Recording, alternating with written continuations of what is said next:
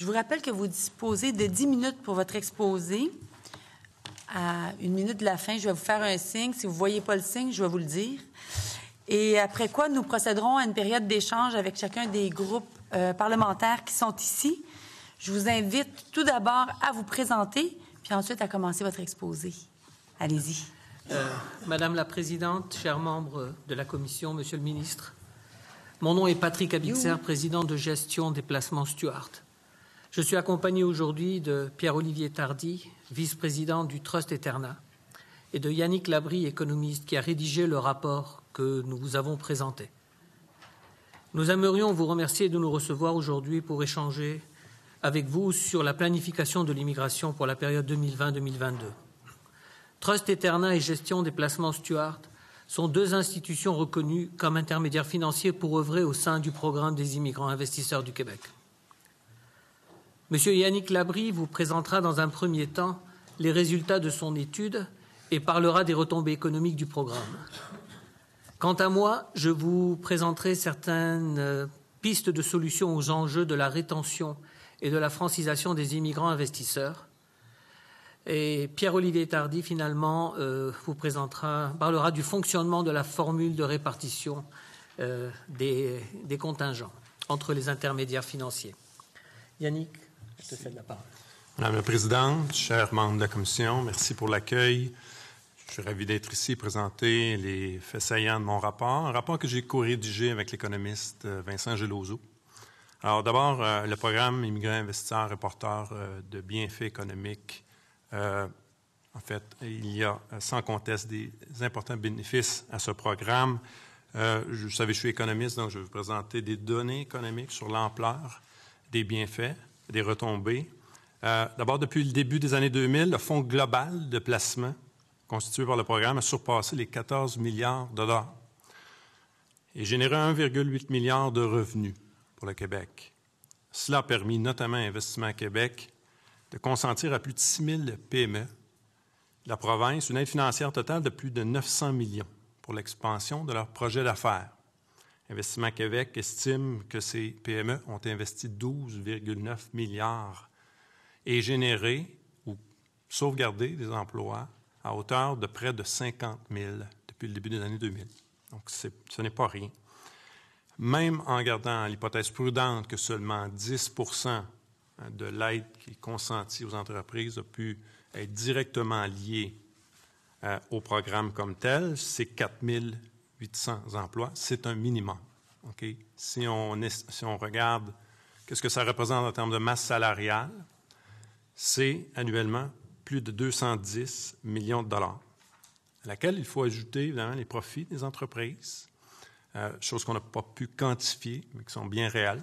Les sommes investies, évidemment, ont permis, et on ne peut difficilement douter, d'améliorer la productivité de la main-d'œuvre, la productivité de ces entreprises. Elles ont été investies en technologie, elles ont été investies en capital physique, donc en machinerie, en équipement, en formation de la main-d'œuvre. Et c'est avec les gains de productivité qui ont été générés, bien évidemment, c'est à la base là, de l'enrichissement des Québécois, l'amélioration du niveau de vie. Alors, sur le plan économique, sur le plan de l'investissement, c'est un programme qui remplit ses promesses. Bien. Les critiques récurrentes qui sont formulées à l'égard du programme des immigrants investisseurs concernent son faible taux de rétention et le faible nombre de francophones qui appliquent à ce programme. Quelle en est la raison principale et comment y remédier?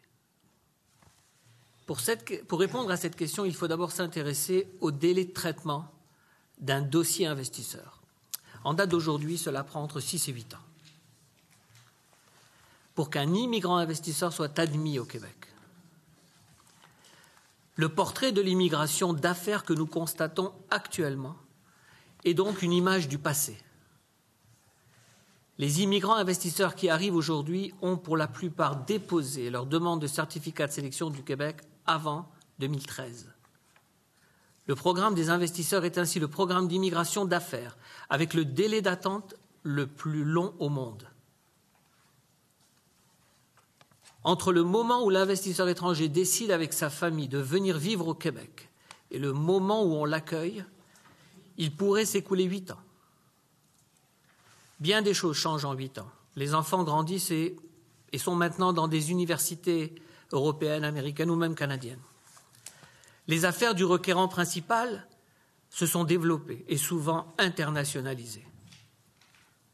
Il existe tellement de facteurs qui peuvent influencer un plan de vie sur une si longue période. Rappelons également que l'investisseur, dans la plus grande majorité des cas, a vu son investissement de 5 ans arriver à maturité, avant même de recevoir sa résidence permanente. Il ne perd donc plus rien en activant son visa de résidence, même si sa décision de vivre au Québec a changé. Cela fausse bien entendu le taux de rétention. Il est difficile de retenir un invité pour le dessert si on ne l'a jamais reçu à souper. La solution que nous proposons est d'offrir aux candidats, immédiatement après avoir été sélectionnés par le Québec, une résidence temporaire de 2 ans. Il a déjà son CSQ entre les mains. Durant cette période, un des membres de la famille aurait la possibilité de venir au Québec pour y étudier, travailler, développer ses affaires, lui permettant ainsi d'adhérer aux valeurs québécoises, d'apprendre le français et de s'acclimater à l'environnement économique. Le taux de rétention se verra clairement bonifié et l'investisseur pourra bénéficier d'une voie prioritaire et rapide pour être admis au Québec, car il aura clairement démontré sa décision de vivre ici. Un peu comme le système ARIMA le fait avec les travailleurs devant être sélectionnés par le Québec. Précisons que le gouvernement du Québec a tous les pouvoirs législatifs pour effectuer ces changements et qu'Ottawa n'aurait aucune raison de s'opposer à cette initiative. Je laisse mon collègue parler de la formule des contingents. Merci. Depuis 2015, il existe un règlement sur les contingents qui permet d'attribuer à chaque intermédiaire financier un nombre déterminé de dossiers immigrants-investisseurs qu'il peut soumettre au Midi. Ce contingent est déterminé par une formule mathématique. Il revient alors à chaque courtier de recruter les meilleurs candidats possibles, et cela afin d'augmenter les chances d'une conclusion positive pour chaque demande déposée. On peut aisément assumer que plus le taux de succès d'un courtier est élevé, et plus ce dernier devrait être considéré comme un performant. Dans les faits, c'est le contraire qui se passe. La formule mathématique établit que le règlement sur les contingents comporte un biais très important qui la rend inefficace et inéquitable et va à l'encontre du bien public. Cette formule ne favorise pas vraiment la performance des courtiers et protège les plus gros intermédiaires de la concurrence. Rappelons qu'en date d'aujourd'hui, 5 intermédiaires financiers contrôlent près de 65% du marché des contingents, alors que les 17 autres intermédiaires financiers inscrits doivent se répartir le reste, donc le maigre 35% restant. Le gouvernement de l'époque a décidé qui allait être gros et qui allait rester gros, et pour des raisons qu'on a du mal à s'expliquer. La concurrence engendre la performance. Ces 5 gros intermédiaires financiers pourraient avoir des taux de succès plus faibles, sans impact significatif sur leur position dominante. Dans les faits, le système actuel ne récompense pas la performance. Afin d'améliorer l'efficacité du programme, il serait avisé de remplacer la formule actuelle de répartition des contingents par une nouvelle formule qui tient compte de la performance réelle de chacun des courtiers. Ainsi, les intermédiaires financiers avec le plus haut taux de réussite seraient alors récompensés pour leur efficacité en se voyant octroyer un contingent plus élevé de dossiers, ce qui est dans l'intérêt du Québec. Minute. C'est tout. Merci. Bien oui, merci. Alors, j'ai maintenant le bloc d'échange avec le parti formant le gouvernement débute pour 15 minutes. Monsieur le ministre. Merci, Madame la Présidente. Monsieur Abidzer, Monsieur Labrie, Monsieur Tardif, merci d'être présent en commission parlementaire, de nous avoir présenté votre mémoire. Vous êtes le premier groupe qui nous parle des immigrants investisseurs. Puis j'aimerais ça qu'on mette la table un petit peu sur ce programme-là, qui a été modifié par le gouvernement libéral de l'époque l'an passé, qui avait rajouté des contingents en 2015. Juste pour bien expliquer là, aux gens qui nous écoutent et aux membres de la commission comment ça fonctionne. Donc, généralement, c'est suite à un investissement de 1,2 million de dollars qui est prêté à Investissement Québec qu'un immigrant investisseur peut se voir accorder la résidence permanente. Juste avant ça, tout à l'heure, vous avez dit il n'en revient qu'au gouvernement du Québec de mettre en place une résidence temporaire de 2 ans. Or, l'accès au territoire canadien, ça relève du gouvernement fédéral, alors le Québec n'a pas cette juridiction-là. Je reviens au programme. Donc, avec 1,2 million, la personne peut obtenir sa résidence permanente et sélectionnée par le Québec et vient sur le territoire québécois par la suite. On est la seule province canadienne à avoir ce programme-là. Le fédéral, lui, a renoncé à ce programme-là. Je vous dirais, vous dites qu'il y a beaucoup de retombées économiques rattachées à ce programme-là. Comment ça fonctionne, là, le montage financier, là? Quel est le rôle des intermédiaires financiers dans le 1,2 million qui est avancé, là?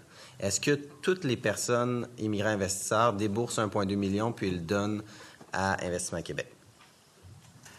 Le programme immigrant investisseur, il y a une obligation pour l'investisseur de déposer 1,2 million auprès d'Investissement Québec. D'accord? L'investisseur a le choix de le faire ou de financer son investissement.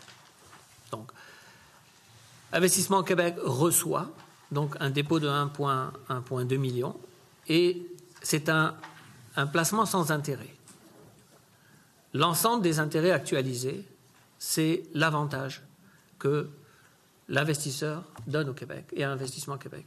Cet argent est utilisé pour donner des subventions à des PME québécoises et, bien entendu, à financer des programmes gouvernementaux et également à rémunérer les intermédiaires financiers qui ont signé une entente tripartite avec le gouvernement du Québec et Investissement Québec. Et je reviens là-dessus. Là. Pour Gestion Stewart et Eterna, là, moi, là, je suis un immigrant investisseur. Là. Je fais affaire avec vous. Là. Comment ça fonctionne? Est-ce que c'est vous qui avancez le 1,2 million pour moi? Nous, on finance cet argent, oui, à travers des institutions financières canadiennes. OK. Donc, il n'y a pas de nouvel argent de l'étranger. C'est des institutions financières canadiennes qui financent le 1,2 million. Non, oui, qui financent absolument le 1,2 million, tout à fait. Fait que c'est pas de l'argent de l'étranger qui arrive au Canada ou au Québec. C'est vous faites affaire avec une institution financière Exact. qui, elle, prête 1,2 million à Investissement Québec. C'est ça? Absolument. OK. Et là, dans le fond, moi, si je suis un immigrant investisseur, qu'est-ce que je fais? Je vous paye à vous un certain montant d'argent pour que vous financiez le 1,2 million? Exactement. Et donc, cet argent qui est transféré au Québec sert justement à emprunter et payer les intérêts aux institutions financières québécoises pour pouvoir financer cette somme de 1,2 million. Donc, l'intérêt va directement à l'institution financière québécoise. OK. Donc, l'immigrant investisseur ne sort pas de sa poche 1,2 million. Non. Il va sortir un montant forfaitaire. C'est combien ce montant-là, à peu près, pour financer 1,2 million? On parle d'environ 300 à 350 000 $ aujourd'hui dans le programme 1,2 million. OK. Ça veut dire, pour pouvoir obtenir ma résidence permanente, ça me coûte 300 000 $ que je ne reverrai pas. C'est ça. OK. Exactement. Et là, lorsqu'on revient avec les intermédiaires financiers, dans le fond, j'imagine les intermédiaires financiers se prennent une cote sur le 300 000 $ pour Absolument. les frais associés. Tout à fait. OK. Et puis, par la suite, sur les intérêts, là, vous me disiez, il y a une convention tripartite qui a été signée avec Investissement Québec. Oui. Et là, les intermédiaires financiers ont une cote-part aussi sur les revenus d'intérêt. Exactement. De l'ordre de combien? 22 % OK.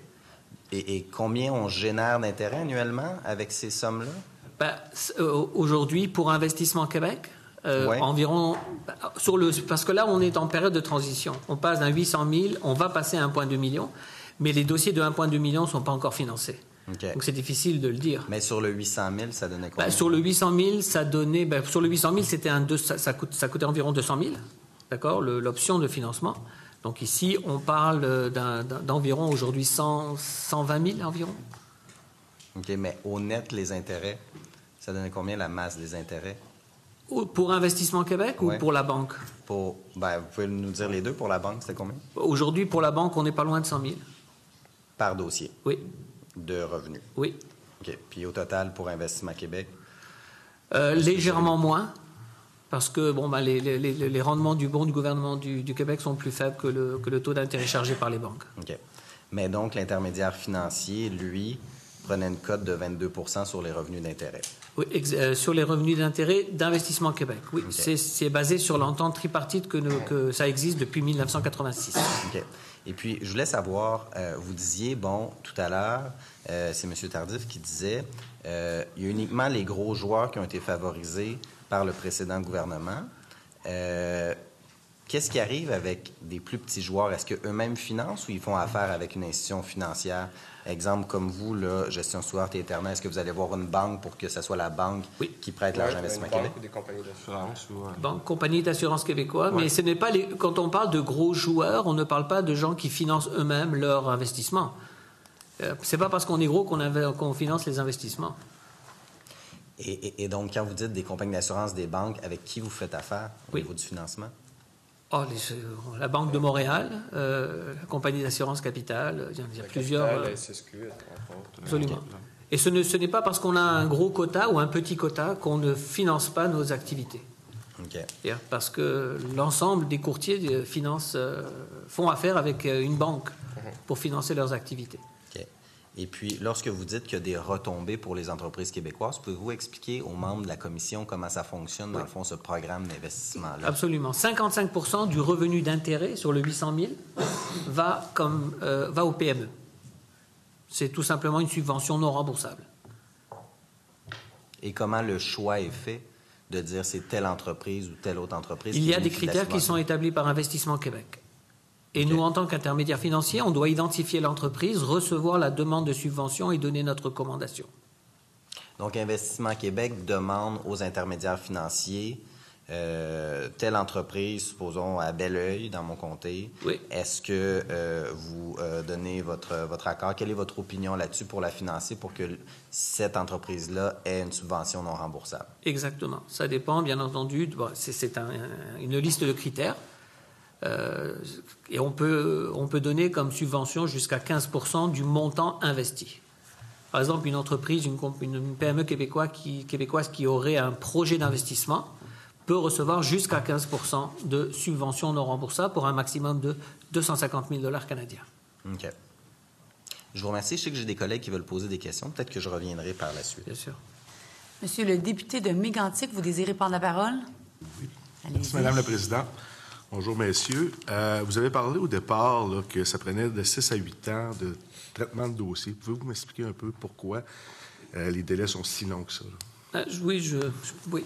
Écoutez, il y a actuellement presque 19 000 personnes de la catégorie des immigrants investisseurs, donc qui détiennent un certificat de sélection du Québec, qui sont en attente de leur résidence permanente.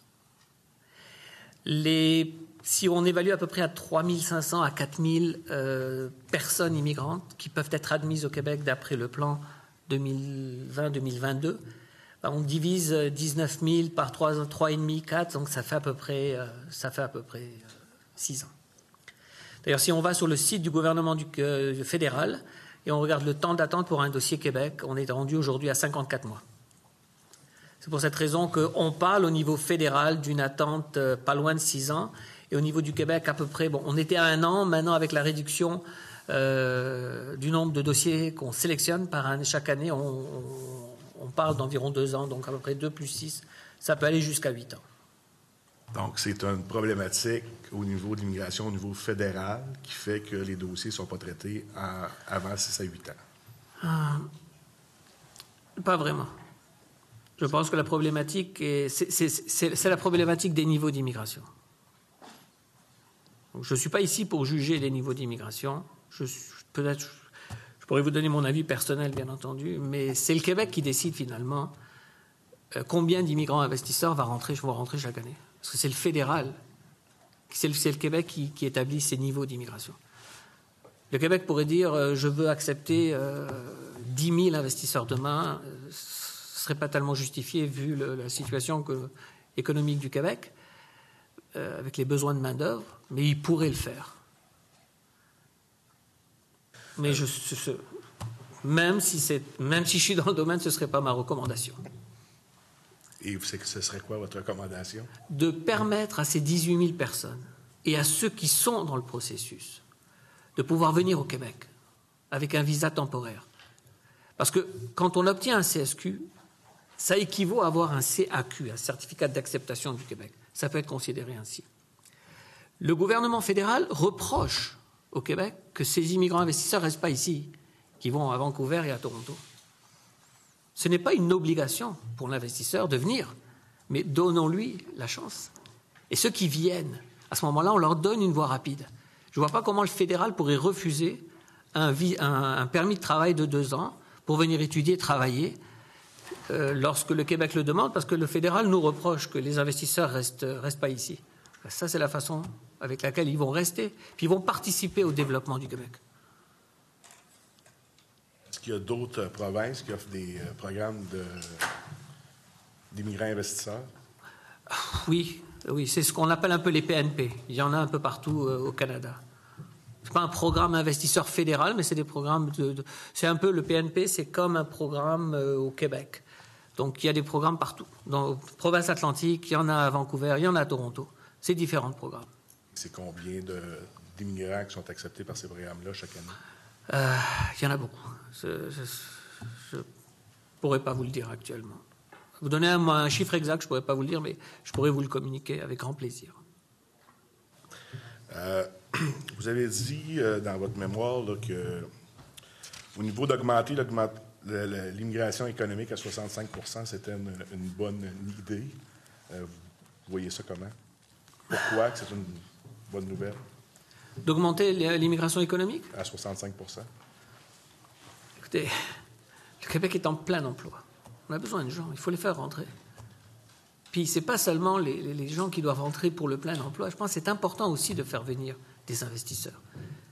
Pourquoi? Parce que, d'abord, ce sont tous des ambassadeurs économiques. L'exportation est tellement importante. Ces gens peuvent venir au Québec, s'installer, créer de l'emploi, oui, de très bons emplois. Ce sont aussi des gens qui sont innovateurs. Ils ont des entreprises dans leur pays étranger. Dans leur pays d'origine, pardon. C'est important de les avoir ici. Pourquoi les laisser attendre 8 ans? Ils peuvent contribuer à la prospérité du Québec, et de façon significative. Si je peux, merci. Bien sûr. Est-ce qu'il y a une autre intervention des membres du Bloc formant le gouvernement, ou vous désirez, M. Labrie, prendre la parole? Bien, tout simplement pour ajouter ce que mon collègue disait. Il y a l'autre élément qui est important à considérer, c'est les liens avec les pays d'origine. Donc, ces investisseurs, quand ils viennent ici, ils ont des liens, évidemment, d'affaires avec d'autres pays, les pays d'où ils proviennent, avec lesquels ils font affaire. C'est important, du point de vue économique, de tisser ces liens-là, des liens commerciaux. Et après coup, on a des exportations en plus grand nombre. Et c'est aussi porteur pour le Québec. C'est aussi générateur d'emplois. Alors ça, c'est un autre volet aussi qui est à considérer. Excellent. Il reste 1 minute au bloc. Y a-t-il... Oui, Madame la députée. Ça, rapidement. Merci. Allez-y. Merci d'être là. Dans votre positionnement, vous nous avez entretenu du faible taux de rétention. On vient d'en discuter quand même beaucoup. Et vous avez mentionné que le délai de 6 à 8 ans pour l'obtention du CSQ était une cause principale et que de proposer un visa de travail temporaire serait une solution. Y a-t-il d'autres solutions pour favoriser la rétention, selon vous? Écoutez, faire venir les gens plus rapidement. Réduire le délai, ça veut dire automatiquement augmenter l'admission des investisseurs. Ce n'est pas le moment idéal avec les objectifs du gouvernement. Je pense que c'est une bonne option. Reculons un peu pour mieux sauter. C'est ce que fait actuellement le gouvernement en évaluant tous les programmes d'immigration. Mais en attendant, pourquoi ne pas faire venir ces gens-là avec un visa temporaire pour qu'ils puissent s'intégrer? Merci. Ça termine le bloc d'échange avec le parti formant le gouvernement. On est maintenant rendu au parti formant l'opposition officielle pour un bloc d'échange de 10 minutes. Monsieur le député Denis Lican, la parole est à vous. Merci, Madame la Présidente. Merci pour votre mémoire. Et ma première question, avez-vous des craintes par rapport à la prospérité de ce programme? par rapport du point de vue gouvernemental? Des craintes, non. C'est un bon programme. Pour moi, c'est un excellent programme, définitivement. Bien sûr, on œuvre à l'intérieur. Formuler ma question, si Oui, demain bien je sûr. vous dis que le gouvernement va arrêter ce programme, ça va être quoi votre réaction? Écoutez, le gouvernement a tous les pouvoirs d'arrêter un programme et de le faire. Je ne suis là que pour participer au programme. Si le gouvernement décide demain d'arrêter le programme, je trouve que ce serait une très très mauvaise idée. Ce serait aller à l'encontre de l'intérêt du Québec. Je ne pense sincèrement pas que c'est dans l'intérêt du Québec ni du gouvernement d'arrêter ce programme. Pourquoi? Parce que c'est un programme très bénéfique pour le Québec et qui pourrait être amélioré pour être encore mieux. N'oubliez pas qu'en 1986, ce programme a été créé. Ça a été la première fois dans le monde qu'un programme immigrant-investisseur a été créé. Le monde entier nous a copiés. Et on a laissé ce programme aller à des taux à 8 ans d'acceptation. Alors qu'il y a d'autres programmes, d'autres pays qui nous ont copiés qui sont à 1 an, moins d'1 an. Pour quelle raison? Tout le monde nous a copiés. Et aujourd'hui, on laisse un programme aller à l'arrière. Non, je ne crois pas que ce serait une bonne idée. Donc, pour vous, malgré le fait qu'il y a un délai, vous jugez quand même nécessaire que c'est un bon programme, mais il y a une piste à améliorer le programme. Absolument. Excellent. Merci, ça répond à ma question. Ma deuxième question, on a parlé beaucoup de problèmes d'image par rapport aux immigrants investisseurs. Ma question, c'est par rapport à vous. Vraiment, qu'est-ce que vous faites pour nous rassurer? Rassurer les élus, rassurer la population. Avez-vous mis en place des pratiques de conformité, gestion d'éthique? Parce que nous et les membres de la commission, j'en suis sûr et certain, nous avons à cœur le développement économique et j'ai lu votre mémoire. Vous parlez de 48 000 emplois depuis 2000. Vous parlez de 900 millions de dollars. Je rajoute un autre point pour le bénéfice de tout le monde. Les revenus générés par Investissement Québec financent un programme du Midi qui est le programme PRIME, qui aide les minorités ethniques et visibles à accéder au marché de l'emploi, qui, by the way, un très beau programme. Mais par rapport à vous, qu'est-ce que vous faites pour améliorer tout ce qui est éthique, gestion de conformité, pour éviter les abus? Écoutez, d'abord, nous sommes réglementés par l'OCRCVM, par l'autorité des marchés financiers. On doit respecter toutes les règles de blanchiment d'argent. Donc, il y a de la conformité, énormément. D'ailleurs, aujourd'hui, il y a des gens de conformité, il y a des gens de l'OCRCVM à mon bureau à Montréal. Donc, il est clair que la conformité est là, on est obligé de suivre toutes ces règles et donc on est vraiment un paravent pour s'assurer d'abord que l'argent qui rentre au Québec est l'origine des fonds, s'assurer qu'il n'y a pas d'abus. En plus de ça, on est là pour pouvoir recruter les immigrants investisseurs au niveau international, les rencontrer à travers nos réseaux d'agents. Donc il y a tout un travail qui est fait en amont. Et en plus de ça, on est ici quand ils arrivent. On peut également jouer un rôle demain pour ces immigrants qui auront obtenu un permis de travail temporaire pour venir s'installer ici pendant les deux ans. On pourrait jouer un rôle avec les investisseurs qui arrivent ici pour les aider justement à intégrer la société québécoise, à chercher des opportunités d'affaires.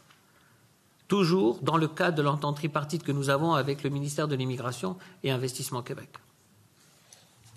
Et le programme québécois, le programme québécois est un des programmes les plus compliqués, les plus difficiles à monter des dossiers pour les immigrants qui viennent.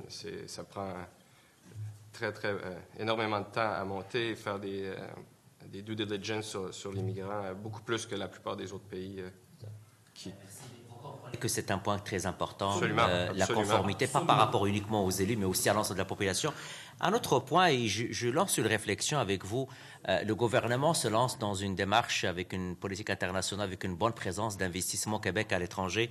Et j'entends le ministre tout à l'heure par rapport à sa question au niveau de les 22% que les compagnies prennent pour les 300 000, l'argent généré.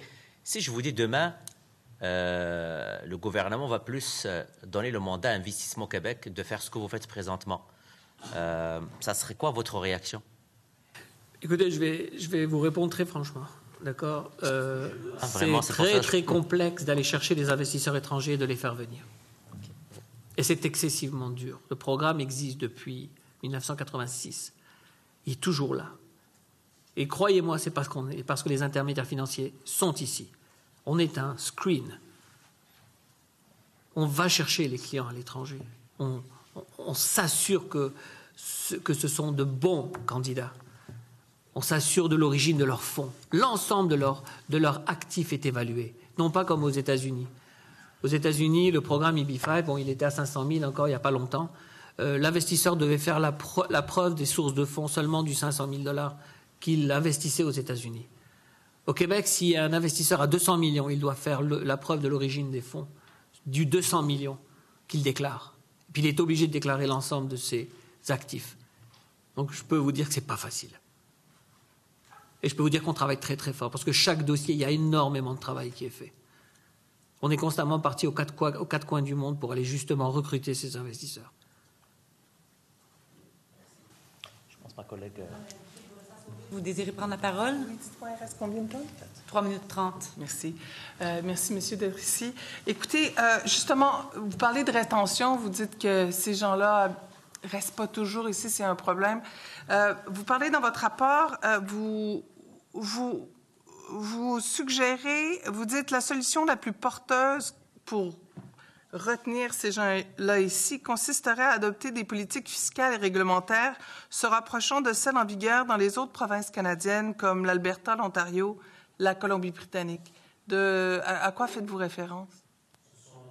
Évidemment, il y a plusieurs facteurs qui expliquent les raisons pourquoi les immigrants investisseurs ne vont pas demeurer au Québec.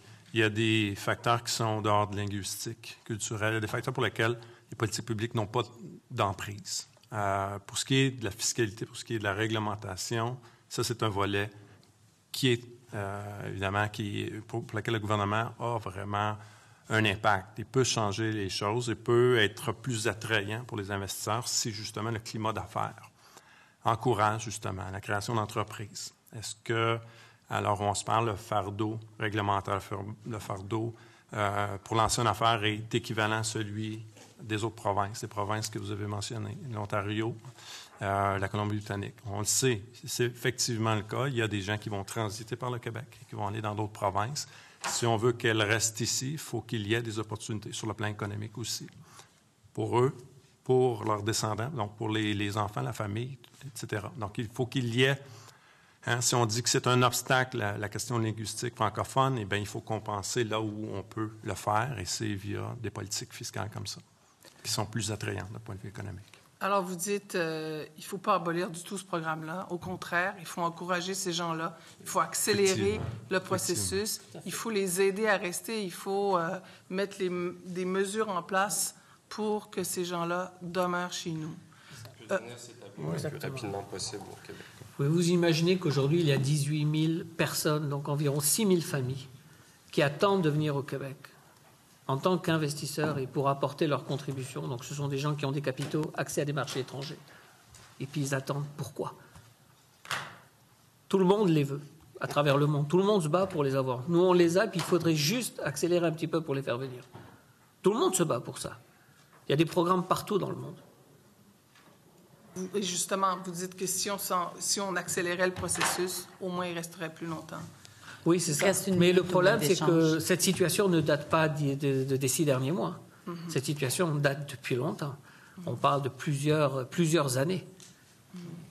Vous dites un programme très, très bénéfique pour le Québec. Résumez-moi encore une fois pourquoi. Pourquoi vous y tenez? Le volet économique, je l'ai résumé sur le plan des retombées, c'est indéniable. C'est indéniable. Il y a des retombées en termes d'investissement, des investissements qui sont créateurs de richesse, mais créateurs également d'emplois. J'ai chiffré, en fait, c'est Investissement Québec, ce sont des données publiques qui chiffrent à près de 50 000 là, depuis 20 ans. Et il faut regarder également tout le volet investissement, qu'est-ce qu'il génère en termes de profit. En termes de profit, en termes de gains de productivité. C'est à la base, le principal facteur d'amélioration de notre niveau de vie, c'est les gains de productivité. Sur le plan démographique, avec le vieillissement, ça risque d'être plus lourd pour les finances publiques. Alors, on doit compenser par la productivité. Ça termine le bloc d'échange avec l'opposition officielle. On est maintenant rendu au bloc d'échange avec le deuxième groupe d'opposition. Monsieur le député de Laurier-Dorion, la parole est à vous pour un bloc de 2 minutes 30 secondes. Je n'ai tout de suite avec l'idée de la députée de Boulay-Sauvé. Et vous avez dit tantôt que le gouvernement fédéral avait abandonné ce programme-là. S'il est si payant, pourquoi l'a-t-il abandonné? Ce n'est pas le même programme, d'abord. Il y avait un programme qui était semblable au niveau du gouvernement fédéral, mais ils ont accumulé des sommes, ils ne savaient pas le placer. La vérité était là. Ils n'ont pas pu le placer correctement. Nous, au Québec, on le fait et c'est placé grâce à Investissement Québec. Okay. La collaboration entre Investissement Québec et les intermédiaires financiers nous ont permis de placer ces sommes.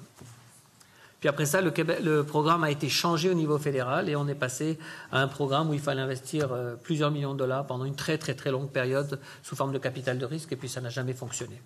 Donc le programme a été ouvert puis fermé tout de suite. Et dites-moi, donc on est vraiment au Québec, on est vraiment les spécialistes du programme Immigrants Investisseurs au Canada. Et d'ailleurs, ça existe depuis 1986 encore, sans jamais avoir eu $1 qui a été perdu par un investisseur. Jamais.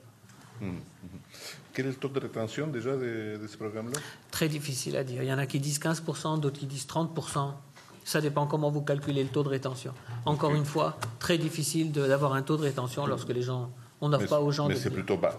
Ah oui, définitivement. Parfait, parfait. Et il y en a qui disent que c'est un programme qui vise à acheter la résidence canadienne, la résidence permanente, et aller s'installer ailleurs au Canada.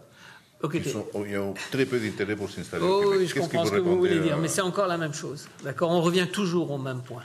Okay? La personne qui arrive obtient une résidence permanente canadienne. Il peut aller où il veut. Il n'est pas obligé de venir au Québec. Mais des fois, ils ne viennent pas au Québec parce que d'abord, ça a pris trop de temps. Leurs plans ont changé. Donc, il y en a une partie qui ne viennent même pas au Canada. Ceux qui viennent au Canada, ils vont peut-être aller dans d'autres provinces. Oui, mais parce on n'aura jamais la chance non plus de venir ici et de pouvoir voir comment fonctionne le Québec, de leur donner la chance de venir apprécier qu'est-ce que c'est que de vivre et de faire des affaires au Québec. Donc, ça pourrait être intéressant, encore une fois, de leur permettre de venir après l'émission de leur CSQ, passer quelques années ici. Très bien. Merci. On est maintenant rendu au bloc d'échange avec le troisième groupe d'opposition. Madame la députée de Gaspé, la parole est à vous pour un bloc de 2 minutes 30 secondes. Merci, Madame la Présidente. Donc, il y a déjà plusieurs questions qui ont été posées. Je ne m'éterniserai peut-être pas sur les délais et tout ça, comme on l'a entendu. On a parlé beaucoup de chiffres, c'est normal. On est dans les impacts positifs financiers. Qu'est-ce que ça apporte au Québec? Moi, j'ai une préoccupation, je vous dirais, très régionaliste. J'ai à cœur le développement régional et j'aimerais savoir si vous avez des données par rapport à ces 6 000 entreprises et plus que vous avez pu faire bénéficier des projets d'affaires et tout. Est-ce qu'on sait si ça a un impact sur les régions? Puis, qu'est-ce qu'on peut faire pour améliorer? Il y a des données qui existent d'Investissement Québec. On a fait le choix d'avoir un portrait plus global, agrégé à l'ensemble du Québec, mais c'est indéniable que le programme bénéficie également aux régions. Il y a un processus aussi de sélection de PME qui est fonction de localisation. Évidemment, l'un des critères est de regarder si le projet d'affaires est viable. Est-ce que ça justifie justement l'investissement la majorité des subventions est donnée en région. C'est ça la beauté du programme Immigrants Investisseurs. Si c'est ça la réponse que vous voulez, oui. Là, les régions sont gâtées au niveau de ce programme, définitivement. OK.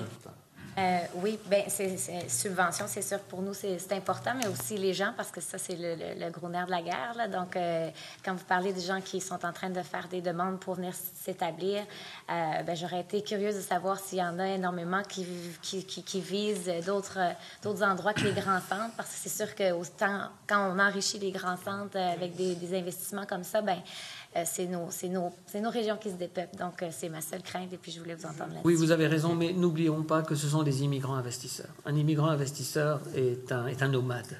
Il a des affaires un peu partout dans le monde. Mm-hmm. Donc, souvent, il peut investir dans une région, mais il ne va pas gérer l'affaire en région. Ça, c'est clair. Contrairement aux immigrants entrepreneurs qui vont justement faire ça. Et vous voyez-vous, la difficulté que nous avons de les attirer depuis bien longtemps. Donc, un immigrant investisseur est vraiment donc un immigrant qui gère ses affaires au niveau global. OK. Mais ça fait le tour de mes questions, mais comme vous avez parlé des retombées que ça a pour la main-d'œuvre puis aussi les technologies. Donc, j'aimerais vous entendre à ce niveau-là parce que ça aussi, d'avoir des investissements au niveau technologique en région, on sait qu'on n'a pas besoin d'être sur place, comme vous dites, c'est des nomades et tout. Donc, non. Oui. Merci, Marchand. Ça s'en vient. Oui. On va l'avoir. Oui. Deuxième réchauffement. Ça termine l'échange avec vous. Je vous remercie pour votre contribution. Je suspends les travaux momentanément pour permettre au prochain groupe de prendre place.